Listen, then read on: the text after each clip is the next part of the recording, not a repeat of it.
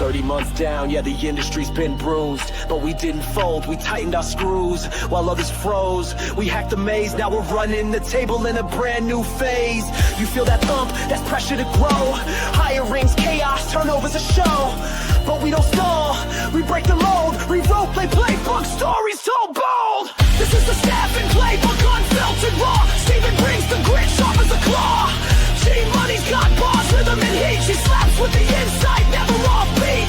Kim's the compass, reads the signs. Precision moves, sharp minds aligned. And Richard, sparks fly when he speaks. No filler, no cap, just wins every week.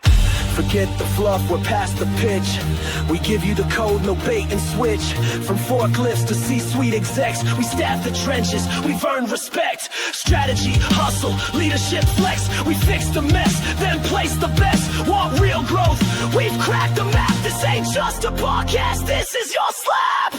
So plug in, lean in, and feel the sound. The playbook's open, let's slow it down. Let's get to work, it starts right now. This is the Staffing Bar.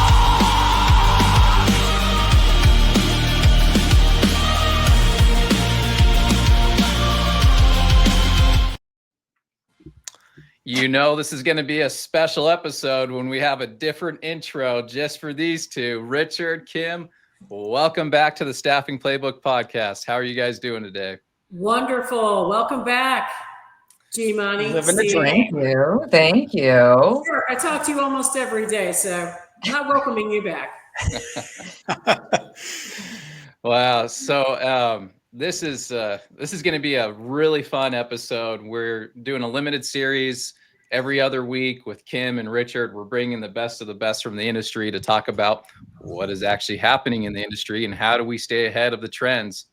There's been a lot that's gone on. You know, we started on it 2 weeks ago, talked about some of the, shifts from the job boards and the issues, there. We talked about social media. We talked about the economy. Kim and I had a one-on-one last week and really did a deep dive on a few topics. And this information's moving fast, and there's a lot that's going on. So Richard and Kim, right now, I think that's the trend that we're seeing, hearing from our own clients. We're seeing it in a lot of these, industry reports that, time to fill is now moved to like the third spot of priorities for customers. Back in 2019, 2020, 2021, and 2022, time to fill mattered. And quality was maybe second to that. But now quality is at the top. It shifted big time. What's your take on that? Who wants to take a jab at it? I'll go first. Heck yeah. So I've always said quality's first. It's like everybody else was pushing that shit out. I was always like, qualifying them and stuff like that. And Stephen G. Money and Kim, now you see where it's coming to the forefront now. You just can't push bodies out there because they're going to flip over and boom, they're gone. And we all know onboarding costs thousands of dollars. So now we're finally catching up. Staffing is after about 10 years. And now you have to take the time, build that relationship with the candidate for sure. Yeah. And I'd like to add to that. And I know, Shark, you and I have talked about this quite a bit. So let's say you're working for a staffing company that does predominantly contract temp placements. And I think the one, complaint that I've heard from client companies for years and years is, gosh, company X places contractors, temps out here on assignment. They forget about them. They never talk to them again. And what happens is, of course, those contractors can start to have like issues or questions or maybe slight problems. And if we're not talking to them to help work through that, what happens, right? They bounce off of the assignment. Hiring managers going, oh my gosh, I got to start all over again in terms of hiring. So I think that, to the Shark's point, that fits hand in hand with quality. It's not done after we place the individual, especially in a contract environment. It goes throughout the tenure of that assignment, right? And make certain that they finish and make certain that the client gets their project, delivered and the work done, in budget and on schedule. And I think that's where a great opportunity there for staffing companies to really differentiate themselves and stand out, because a lot of staffing companies just really kind of fall down on that part and don't have a process in place for it. So huge opportunity there to shine. Okay, before you guys jump in, I'm going to say this. TEMP is a 4-letter word. like FUCK. Do not ever use temp anymore. It's a contract worker. Straight up, Okay, guys. thank you. Hate the word temp. I know it does sound like you're there for 5 hours and you got eaten by the lunch monster at 12 noon and you never came back at lunch. So we will banish that from our vocabulary movement. We'll actually call that contractor. So great opportunity to shine and show that you have a support, and process around supporting contractors on assignment, and it all fits into quality. See, I already always called them runners, at least when mine was, running a 360 disc and all this, because like, that's what we call them. But I mean, it's not temp. Like, these are actual people and quality matters. And the thing is, like, for some of those runners and contractors, this could turn into a long-term opportunity for them, depending on the project. And also, one of the biggest things when it comes to clients, when it comes to having quality, that goes and it helps reduce the actual turnover rate in the long run. And if you can go and make sure that you are putting in quality candidates and quality associates, it's better for the business on both the sales side, the ops side, and building long-term partnerships. Yep. Okay. I'm Go sorry. ahead, Kim. Genuinely, and think about it. What are we actually selling when we're out there, right? We're selling the fact that we can solve the client's problem, right? We're going to deliver a result to them, but we do that through, the permanent placement or through these contractors. So if we're giving them a shoddy workmanship type of a product, I mean, my gosh, that's really what we're promising, is to deliver that resource that's going to go and solve their business issues and problems and derive results for them. So, what's more important? Yeah, we're selling solutions. Yes. And We're then not on top selling of that, bodies, we're selling solutions. Exactly. we're selling solutions. And then on top of that, like, you can make a huge difference in a candidate or an associate's life by providing them that opportunity, by actually getting to know them and helping them actually move forward, because you could help them land their dream job. Or if they 100%. want to relocate, you can help them do that. And that's why we are in the business of people and helping people on both sides. But Say we that do it by again. selling solutions. Say that again, because I got to tell you, staffing firms out there, the money comes on the back end, my friends, at the end of the day. And I think a lot of staffing firms out there, to be honest with you, it's all about putting somebody in that seat, because that's revenue.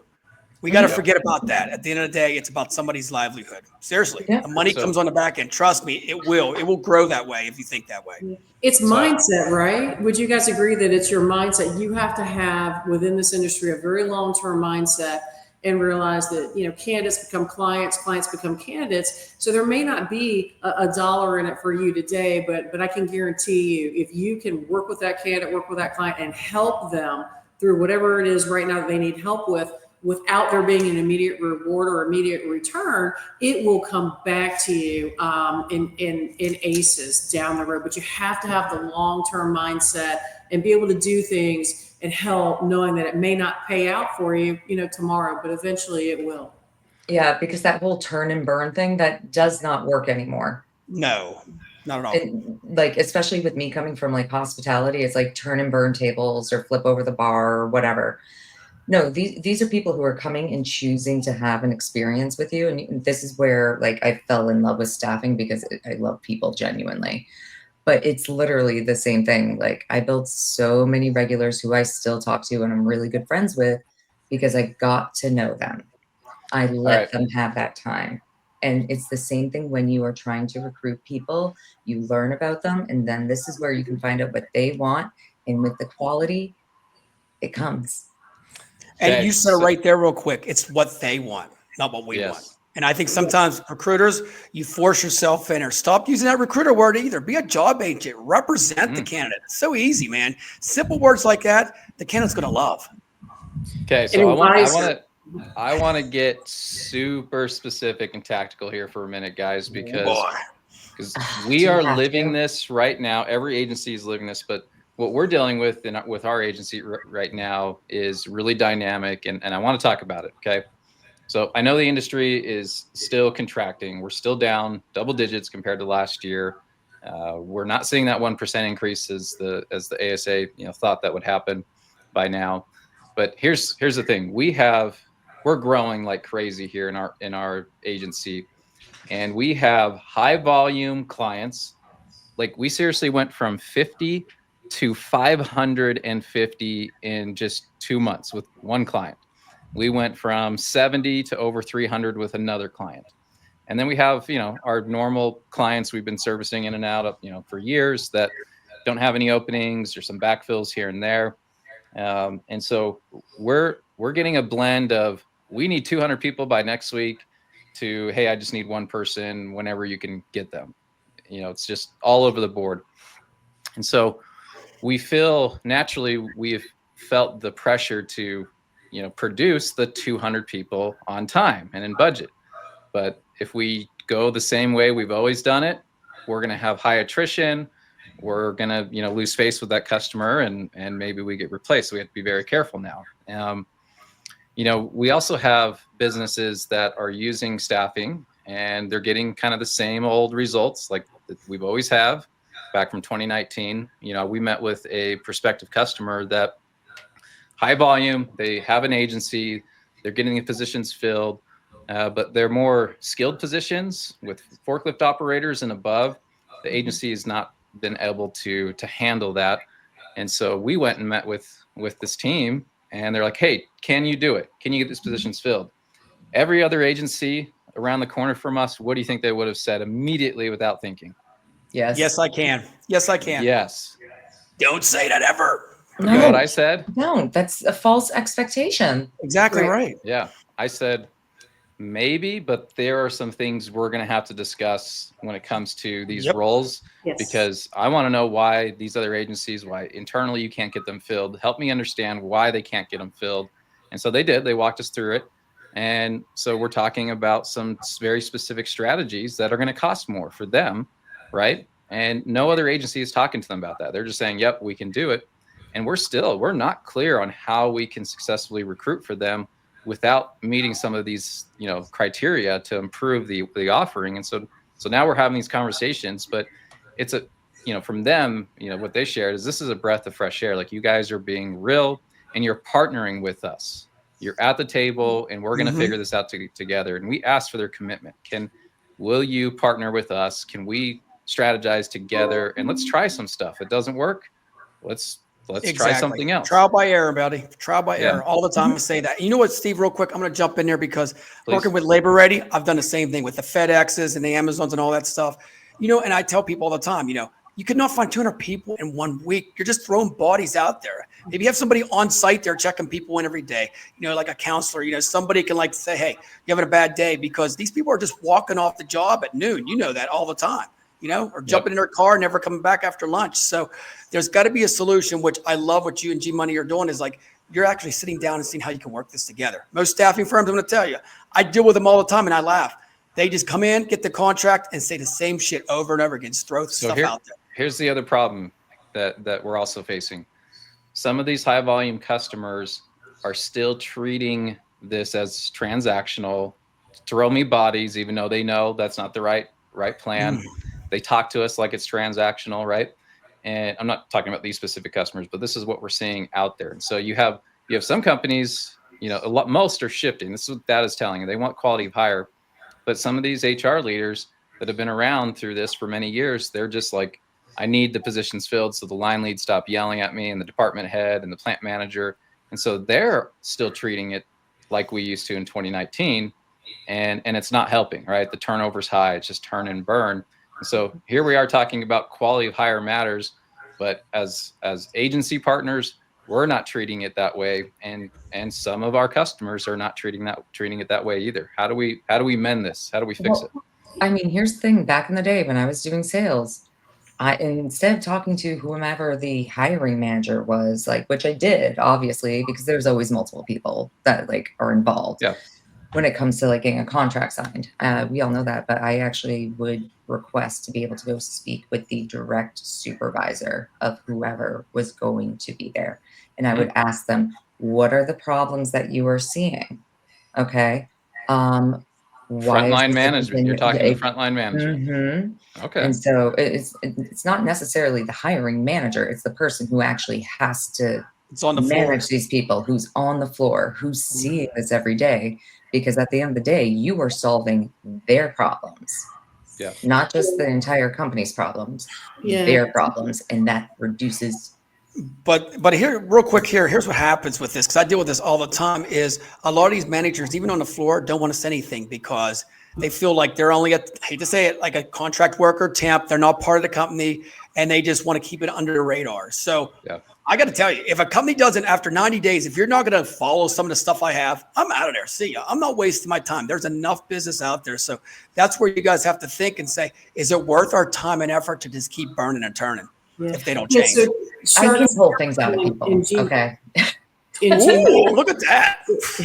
It is okay to walk away. It is okay to politely say, hey, we can't be a partner to you. We can't deliver under these parameters of A, B, and C. And if they're not willing to work with you, right, and refine the process, like Stephen talked about earlier, then it's okay to say, hey, we're not going to be successful. If we said yes, we would just overpromise and clearly underdeliver, and that's not going to do anyone any good.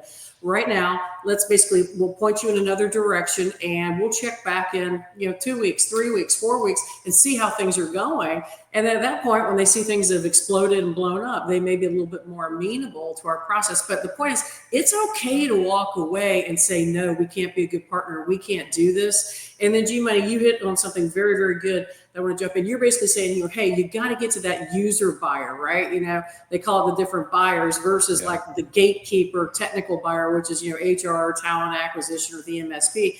Get to that person who's feeling the pain, right? And you're going to hopefully be able to go and, consult with them and advise them and counsel them to the process that needs to be put in place so they can be successful. But if you can't, and they still don't fall in line to everybody's point here, it's best to tell them, we can't deliver for you right now. Let's touch base again in X amount of time. It's okay to walk. How many times have I gone and I said, like, this is actually like, because my whole business degree, all of that, like, this is the one piece of information in like sentence that I have taken away. And it's the best piece of advice ever, especially when you're in sales and especially when you're in staffing. No deal is better than a bad deal. Amen. 100%.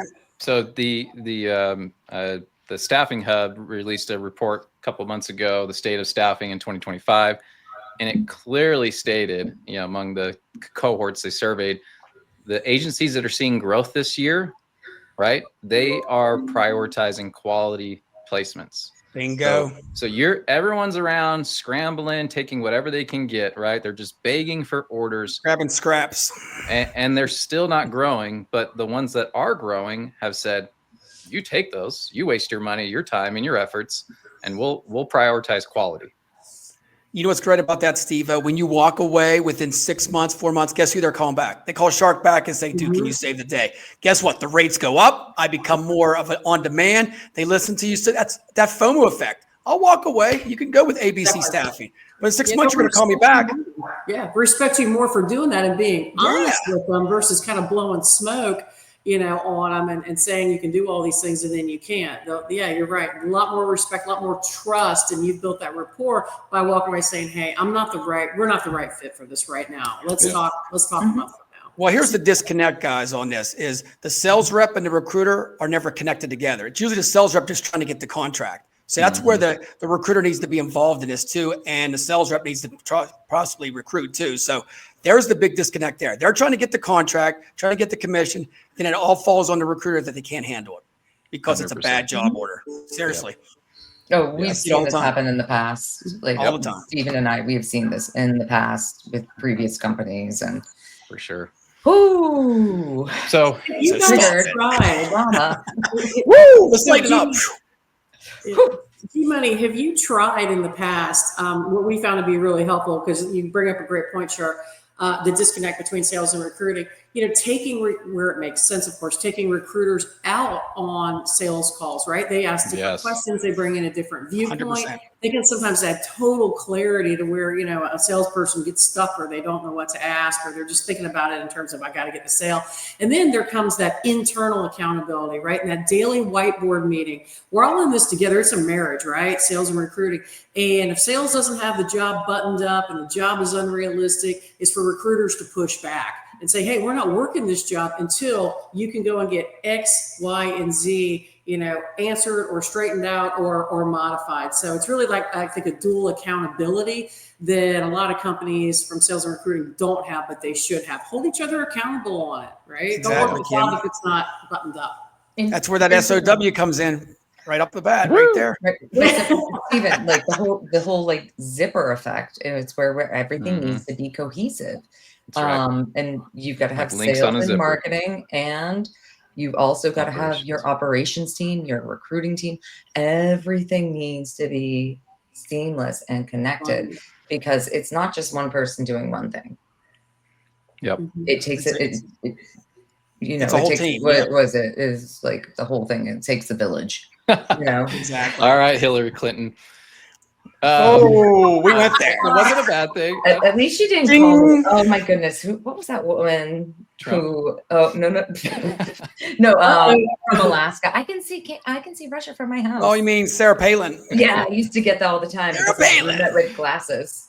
All right. We are not endorsed by any political party. We by are the way. not. Yes. We are not. All right, Richard, Please, let's put that in there. Richard, we got a question from the audience. I think's for you. Do you think sourcers save recruiters time or waste of resources? Okay, so here's what's happening with sourcers. I'm going to tell you straight up. Voice AI is the way to go for sourcing. Straight up, automatically, 100%. I tell anybody that's what you got to do now. Sourcing is not a human element anymore. Just straight up. I mean, you got to have the voice AI. It's a game changer. Connect with me or anybody like that. I'll guide you in the right ones. But yeah, that's what it's about. It's going to save the recruiter time. Hell yeah, it's going to save them time, a lot of time. Totally agree. And who wants to pay for that anymore? I mean, most staffing companies don't want to pay for that role. To your point, Rich, when they can go and actually, have it be performed by AI.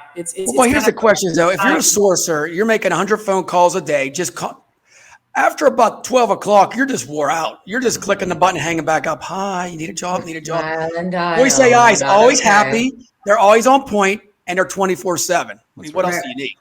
And then on top of that, because the average time to hire someone is about 37 hours in a week, okay, to hire one individual. So voice AI, that's a time saver, which also helps reduce in labor costs. And cheaper, right? Cheaper. Yeah, and this really tees up our next topic. We're seeing these emerging trends. Again, these are reports from SIA, ASA, Staffing Hub, and beyond.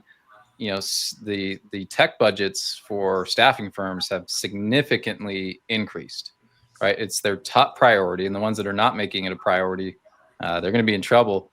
But AI is not just a necessity. It's not. I mean, it's now a necessity. It's not an option, and we've got to get behind it. And me being an AI freaking nerd, I'm still like behind, right? We're still trying to find the right tools that meet our business use case.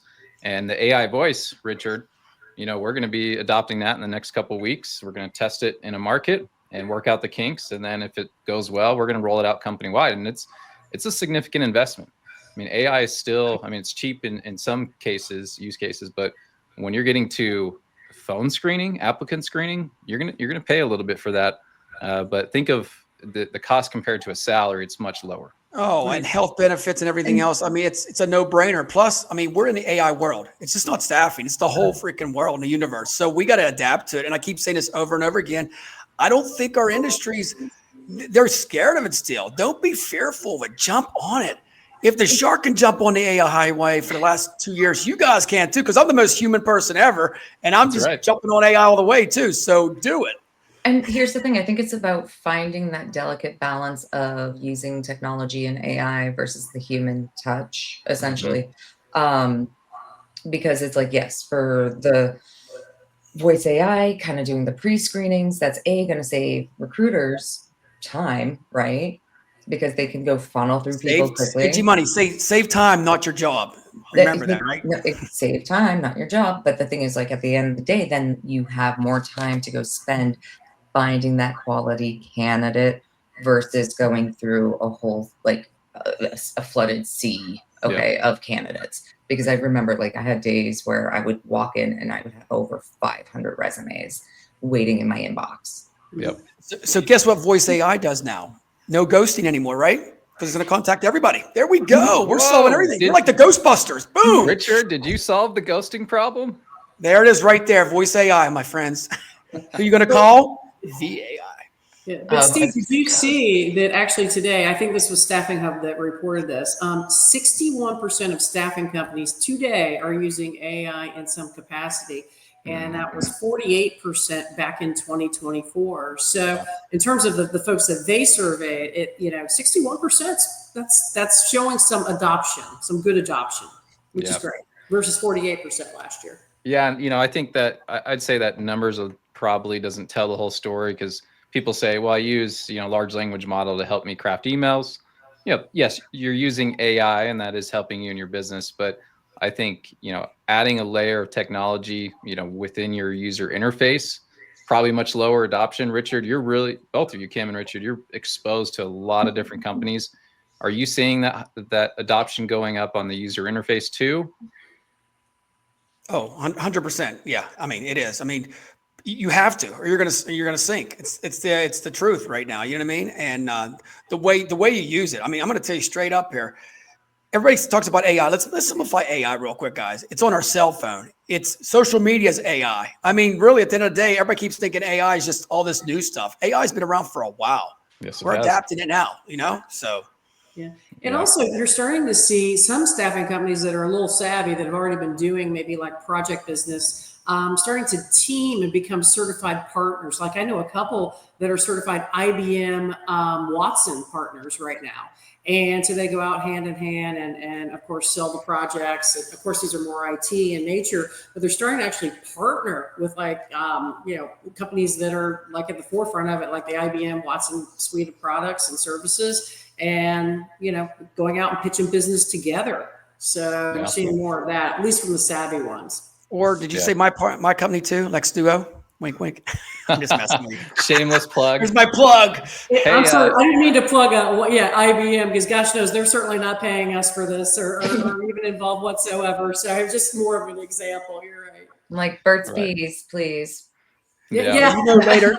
Yeah. By the way, later tonight, IBM will be on your phone. By the way, you know that you'll see a scroll and it'll say something about IBM. Guaranteed. You're right. You're totally right. Yeah. On all our phones, by the way. Hey, speaking of marketing and intrusive ads, check out this intrusive billboard that we are going to be getting, I think, pushed out next week across up and down the state of Utah. Check this out. Yeah, Yeti. 99 problems, but staffing ain't one. You got the Yeti pointing up at the Yes logo. How fun is that? I love it. I love it, man. So here, I gotta tell you, Christina Williams, she, because it was like, hey, let's go and try to figure out something. And I was like, oh, okay, like just thinking. And then she said that. I was like, that's the one. That's the one. Christina Williams, you are the GOAT. We even have stickers with them. Okay, we need whole Yeti marketing ball. Campaign. We're going to get some Yeti beanie hats. Come on now, we got to get some Yetis. We'll get you guys some. Oh, here, I got plenty. I'll mail you. But it's a reminder that it's not all just AI, right? That's not going to solve your problem. That's going to help you solve problems. But traditional marketing still works if you do it right. It's all about your messaging and your target audience, and this is an awareness campaign that ties into 6 or 7 other campaigns that all, whether it's all omnipresent. So you're going to be seeing this campaign everywhere. We're going to be delivering donuts with the sticker on the box, right? It's about the relationship, right? It's building the relationship, the trust in the rapport, and again, figuring out how to solve their problems. But brother, you know what's about it? It's quirky too. I love that. It's got a good tagline, 99 problems. There's another song like that too, isn't it? Like Jay-Z has one. Yes. But here's the thing, like going back to the whole marketing piece of it, omni-channel marketing, you can't just be putting all of your money in one area or one resource. You need to diversify. Yeah. Yes. It's tools in a toolkit, right, G-Money? Mm-hmm. Yep.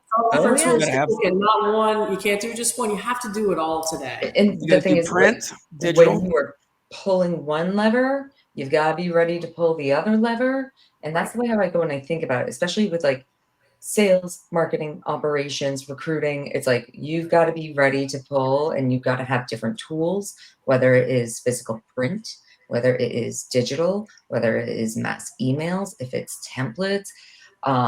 You've got to have ads online. You got to do your SEO.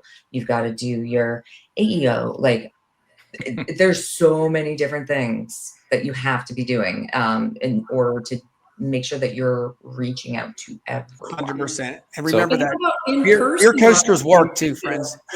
Oh, I'm sorry. I apologize, Shark. Oh my goodness. How about too? And I know you agree with this. You're big on it too. In-person marketing, like again, joining those professional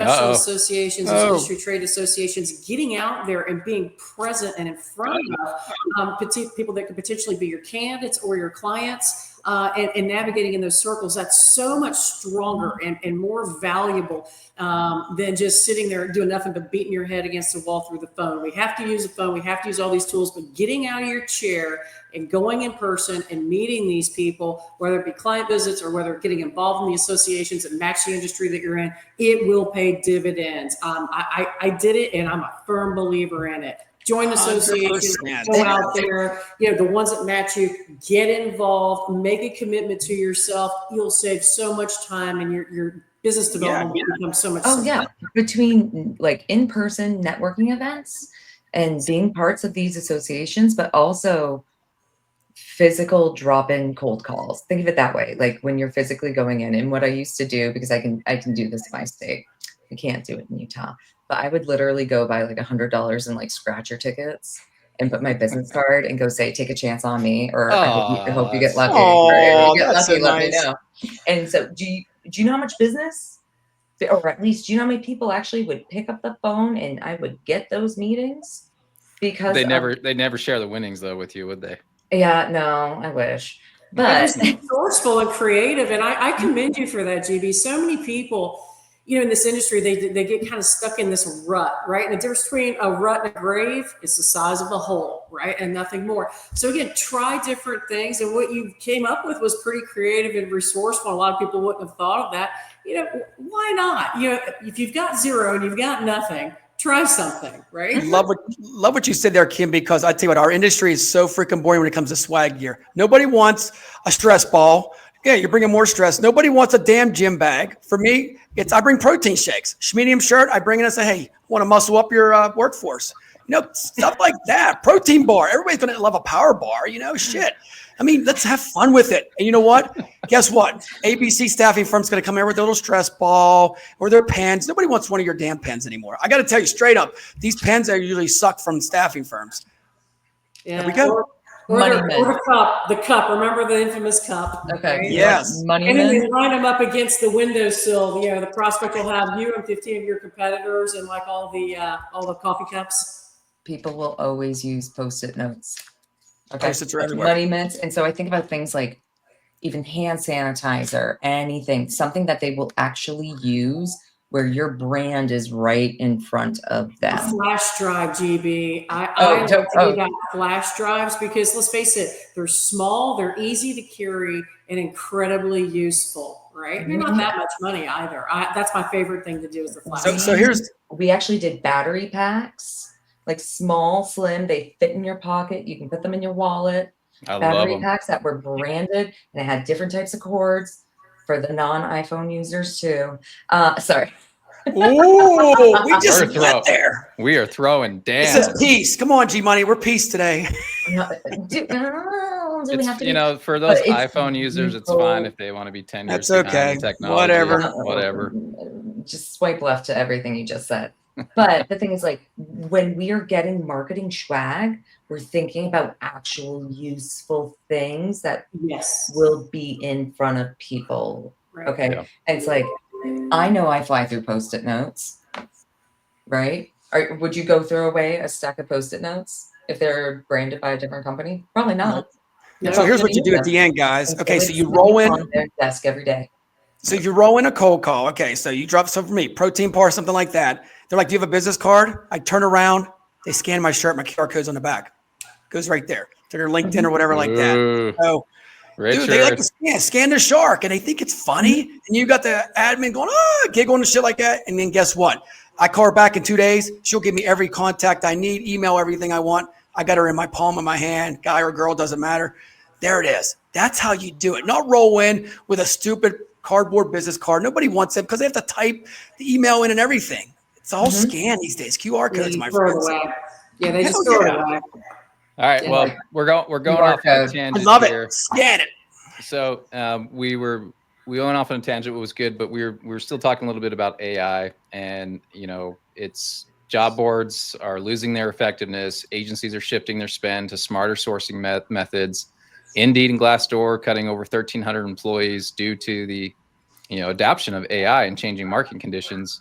And so Ravi here, I hope I'm saying your name right, Richard, he's I think a little bit of tongue in cheek here, saying, yeah, AI voice does it all. If you like robotic outreach and ghosted interviews, if AI is doing all your work, you're probably not working with top talent, just top search results. How would you respond to that? Okay, so here we go, brother, and I'm going to throw it down here. So on my end, it's sourcing. Sourcing is a total different word than recruiting. We're not recruiting. We're just trying to source the candidate, see if they're interested.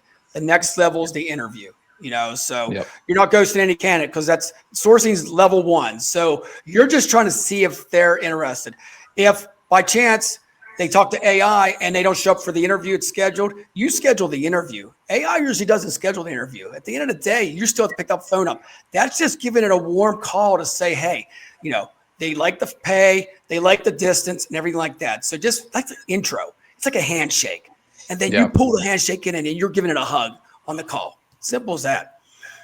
Yeah, I look, I get the perception out there. This is a stigma with AI, and there are some poor AI voice bots out there. I mean, they're probably the cheapest ones that people are like, oh, I'm adopting AI voice, and they get one that's just a decision call tree that's really an IVR. Hey, by the way, Steve, I think they have a voice AI Galaxy one. I don't think they have an Apple one yet. That's right.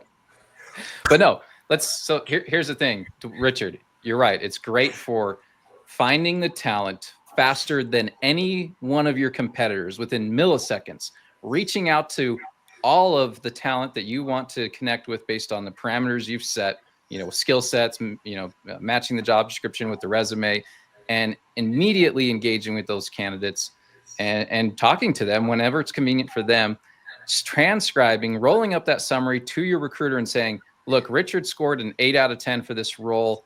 Hot talent, reach out to him now. Do you want me to send him a text to schedule an interview with you to your calendar? Do you want to reach out? You reach out, you talk to this candidate. You got to that candidate faster than anyone else. Time to touch is one of the most important things when it comes to getting to candidates. Sorry, Richard. And in the contract world, let's face it, it's just in time inventory, right? If you need to go and need 3 days or 2 days to identify a candidate for a contract job, you're already behind the 8 ball and you've already lost because that's just in time inventory.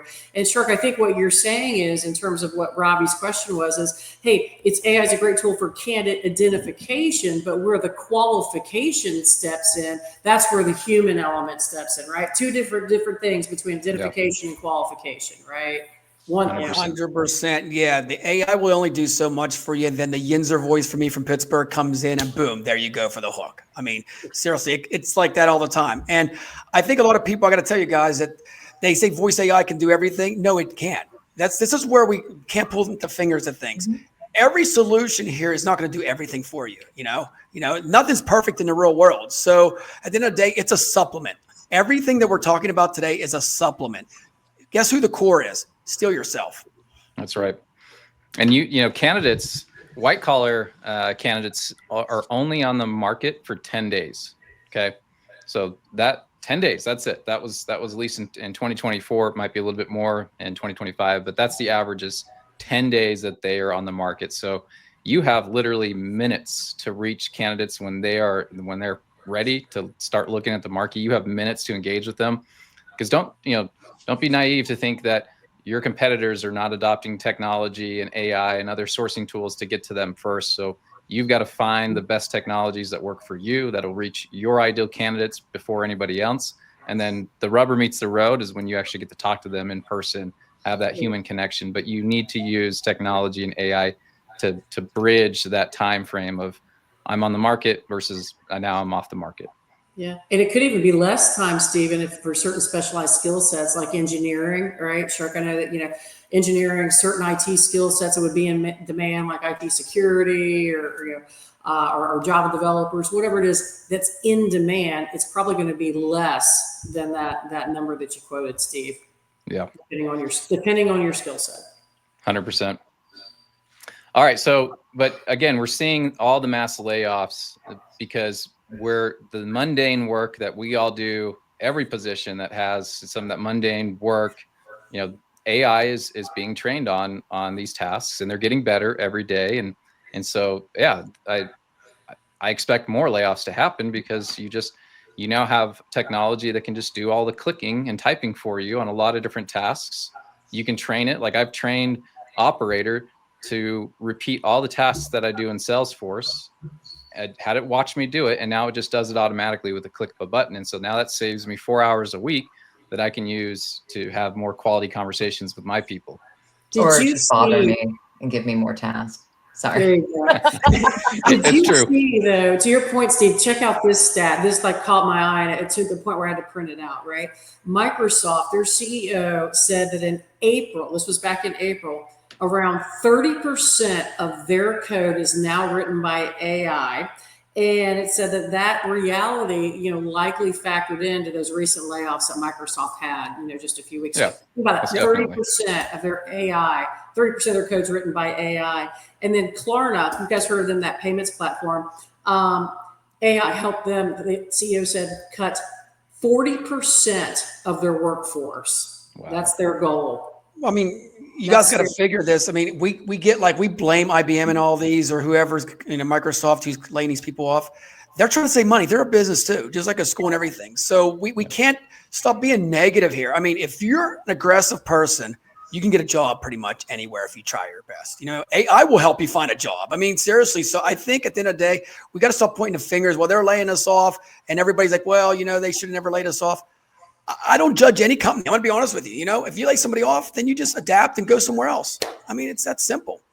Or call one of us, right? We'll find them a job. Yeah. Well, they have to deliver shareholder value. It's about profitability, and labor's your biggest cost. So it is what it is. And to your point, you can go elsewhere. Yeah. When you think about your COGS, so and then I got to tell you, recruiting down business wise, recruiting's got lazy over the years, though. And in the last 5 years, it's got lazy since, right before COVID, remember, you could just hit a button on Indeed and you get 1 million candidates and you could place them. There's a lot of jobs. So we did get a little bit lazy on recruiting for several years. Now it's back to you actually got to get out there and talk to people again. It's not just like you're getting a flux of 1 million people showing up and a lot of job opportunities, So you actually got to go back to the old school way and actually recruit. Mm-hmm. Yeah. And that goes to the whole human touch part where you get to actually know these people, where it goes back to the quality. Yes, the beer chat, the coffee chat, my friends. I keep saying this over and over again. Don't just get them on the phone and the first thing you say is, I got a job for $20 an hour. Would you like it? Dude, I don't even talk about sometimes I get into a conversation about talking about beer or football or something like that. I forget about what we're talking about, Richard, but that point, Richard, you didn't read this book, did you, for proper questions in an interview? No, because I never follow that at all. I wouldn't be shocked if I did that. No, I would never. I was never good at a script either. My first job when I had a script, I just threw it away the second day. Guys, dude, as long as you can find people, man, you do it your way. But no, it's making yourself comfortable the way you do it. What's the appropriate way to talk to a candidate? There's really no appropriate way. I know I love that book and all that stuff, but at the end of the day, I got my own way. I think you need to find your own way too, recruiters. You do. Yeah. Go ahead, Kim.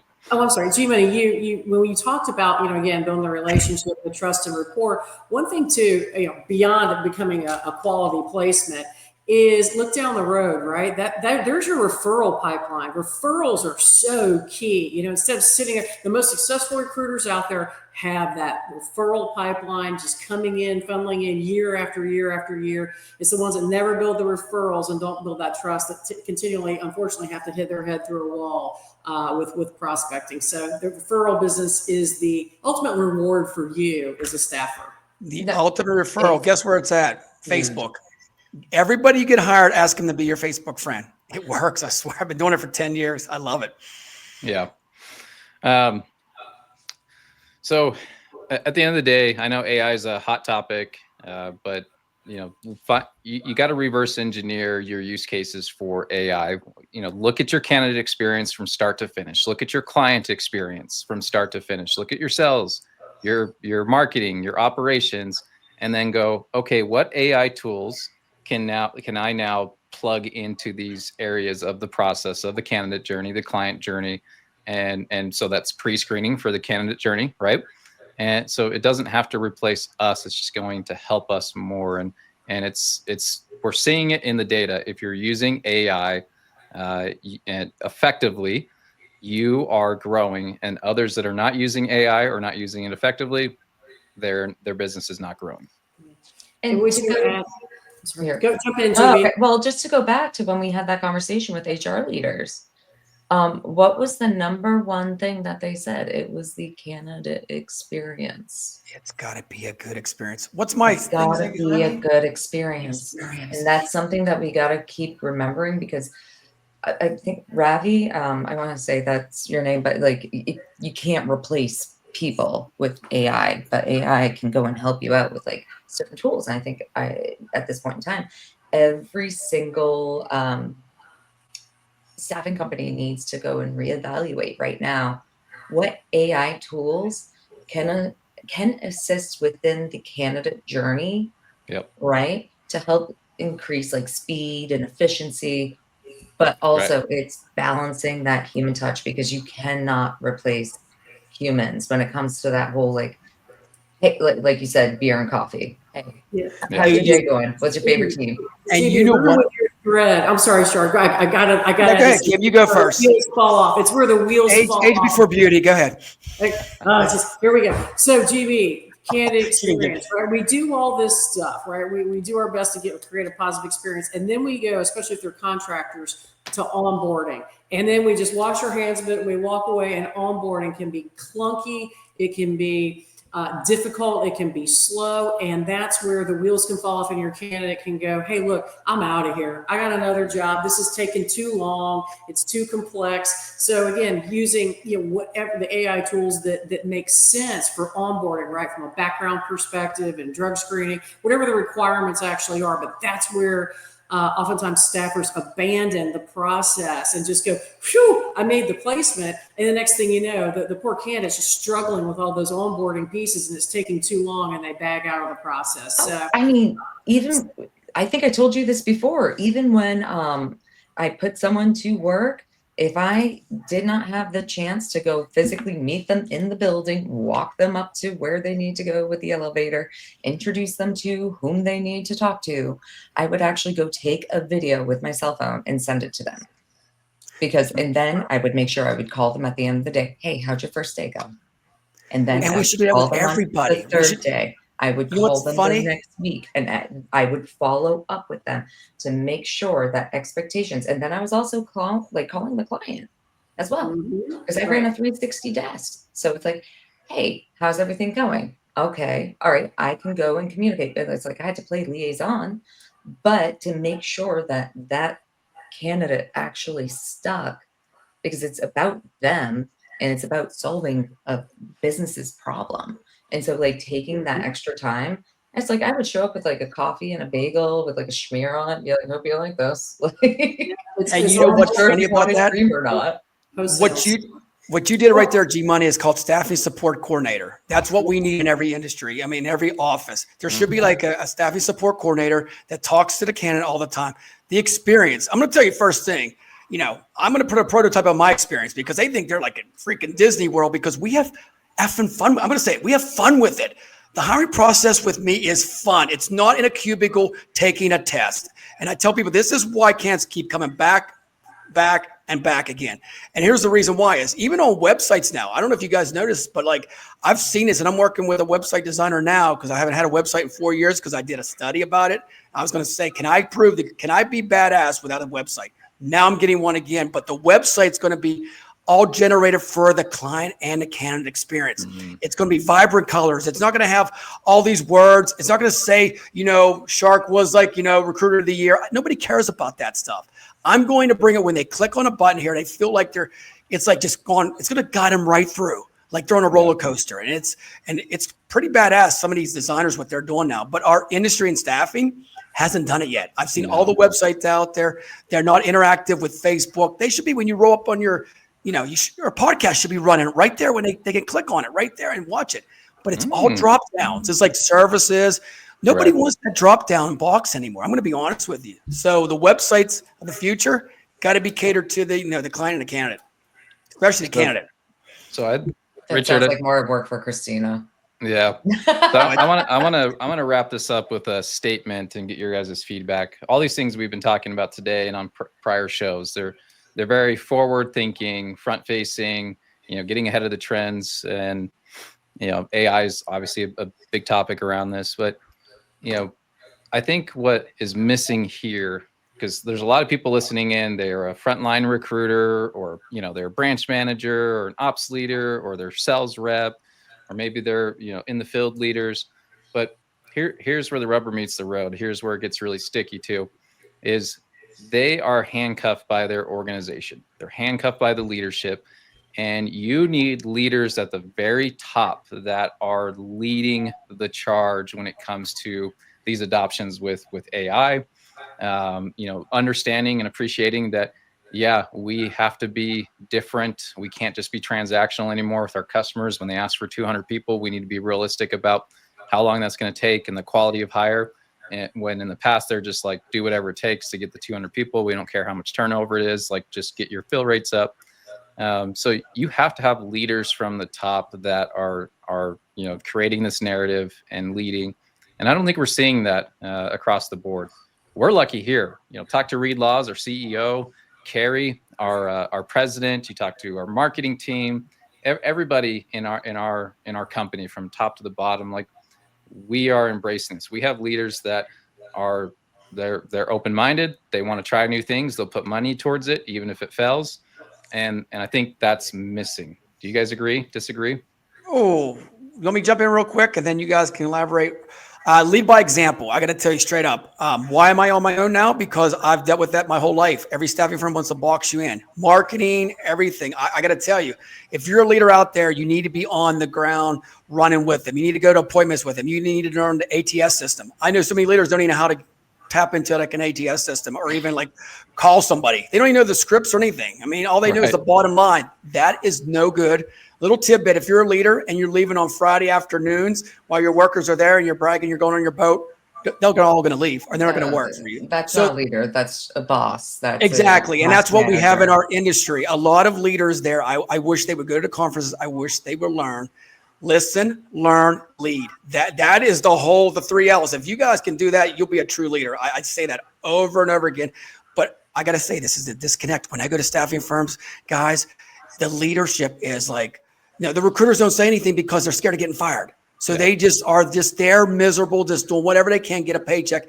And that's why these staffing firms are never becoming productive or never growing year after year, because they're fearful they're going to lose their job. And the leaders just, well, we're having a bad economy and all this stuff.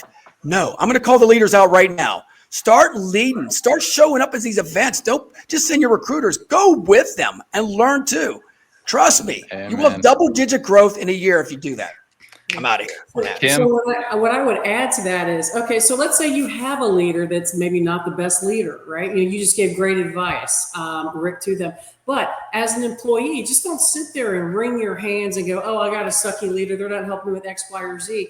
Be a problem solver and be a leader yourself at the desk level. If you're a recruiter, you're an account manager, right? If you see a problem that can be addressed through whatever means, build a straw man, build a framework, build a model, and go to your boss and say, hey, instead of just going and complaining about a problem, don't ever do that, right? You set forth a recommendation of, hey, here's an issue, here's a gap we have in our business, wherever that may be. Here's my suggestion, or here's what I built out for us to address it.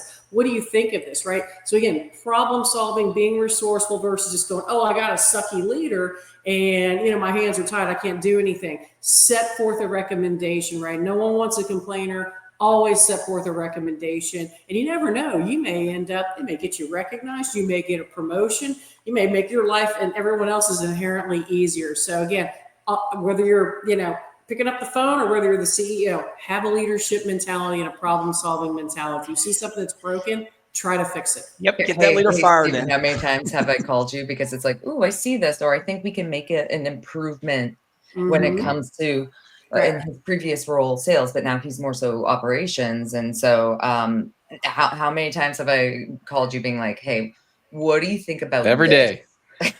Yeah. And it's fantastic. And Kim, I love that because you're 100% true. And sometimes that doesn't work out, right? You present a solution to a problem and they're like, hey, that's nice, but please go away. Yeah. And so it's like, okay, just well, don't lament, right? Don't lament and complain. Try, try to set forth something that you'll find you'll be pleasantly surprised. But here's the problem with that, Kim. I will say, I'll just push back a little bit. C-level people do not want to hear some of this stuff, if and they're not a good leader because they just are closed-minded, because everybody wants to have the idea. I think leaders need to accept it.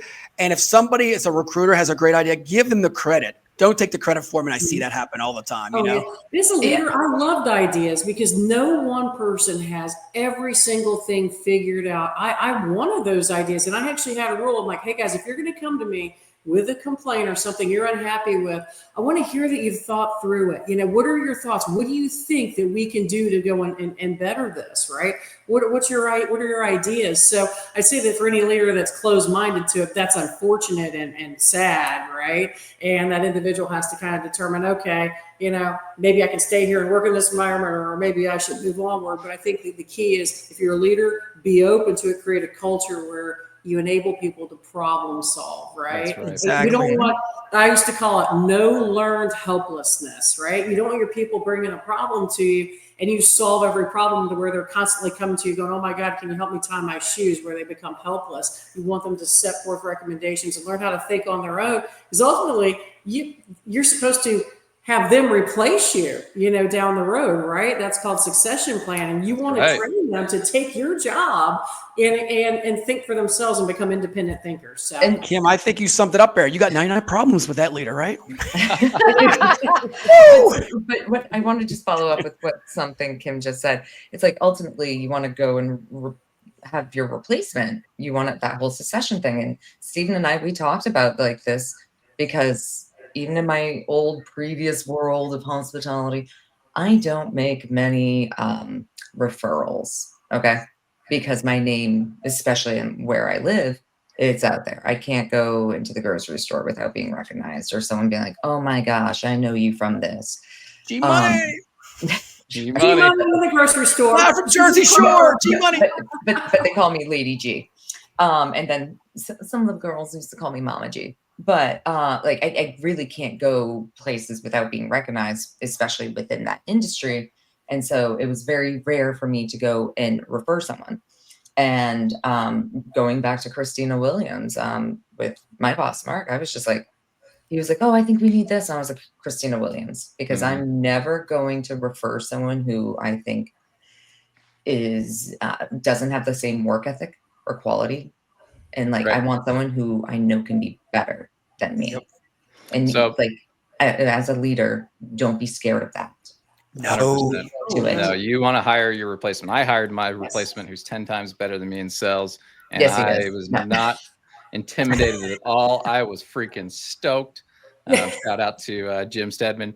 So here's the thing, just as a case study, back to Kim, like, you present the challenge, you work with leadership, and if you have a good leader, they're gonna listen and maybe apply what you've suggested. And the ones that don't, you may end up just moving on and finding a company that sees, the same vision you see. John Biev and I, we came from a $4 billion conglomerate. We presented an idea to the C-suite of this very podcast. Not the same title, not the same name, but the idea, the concept. And they're like, oh, that's really nice, but let's talk a year from now, right?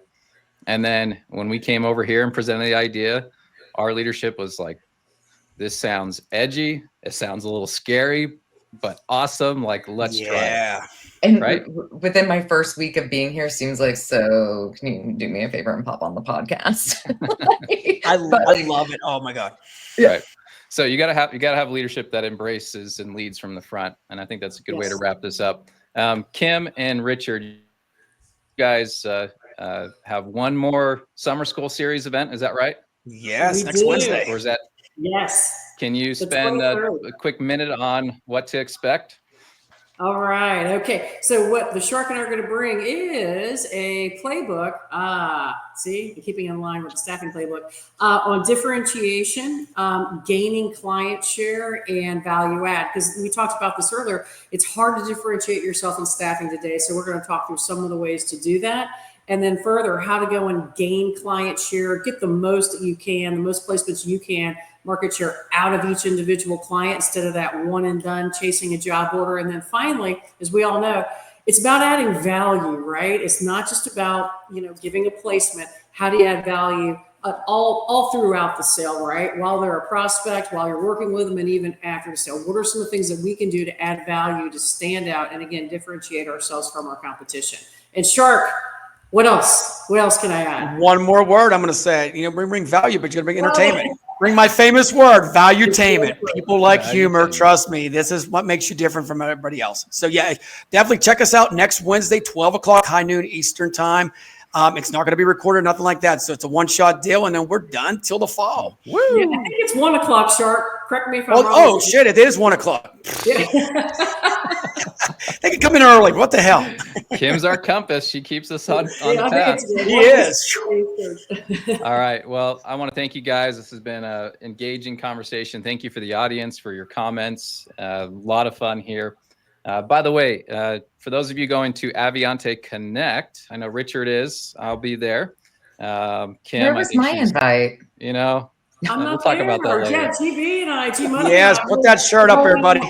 So, we'll hold down the fort, First 10 people to come up to me and say they watched the Staffing Playbook podcast, saw Kim and Richard T-shirt. First 10 people. Staffing Playbook. There it T-shirt. is. And then let me give a plug real quick. The Staffing Tailgate next week for Aviante Connect, next Thursday and Friday from 12 o'clock to 3 with all kind of speakers, guests, vendors, and everything else. So tune in on LinkedIn next Thursday and Friday.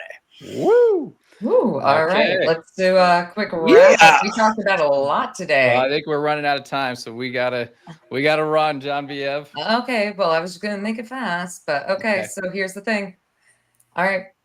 Time to fill is no longer the top priority. It is quality over quantity. All right. We are not using the word temp anymore. These are contractors. These are actually people, and people matter. We are selling solutions. Okay. Not just selling business. AI, lean into it. And more companies are actually increasing their tech budget. And compared to 2024, it went from 48% and now upwards it's to 61%. Correct, Kim? See, look, I listen. Omni-channel marketing. And here's the thing, get in communication with your sales, ops, recruiting, marketing team. Use it like a zipper. Okay, you guys have got to work together. And then I think every company needs to go and start thinking about what AI tools can assist in the candidate journey, not take over the entire candidate journey. Because that whole onboarding thing, that personal touch, that still matters. Do not forget referrals, because they matter. Also, thank you, staffing referrals. But also that whole leadership mindset. You've got to be open to change. And I really love what the Shark said.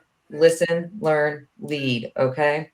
And then, all right, don't forget the summer school staffing series. That's going to be Wednesday, July 23rd at 1 p.m. Eastern Standard. Jeez, what a great before we recap. go, Steve, I got to give a shout out to Monty Block. He's out there listening today. He's the OG of staffing. My brother, there he is, the legend in staffing right there. There he is. All right. All right. Well, thank you everyone for tuning in. What a great episode. And we'll have these two back, I think, in 2 weeks. So you got it. Thank you, Steve. Thank you, G-Money. We'll see you next time. Shark, see you next week. See you Sunday. Shark Week. Don't forget. Shark Week. Take care.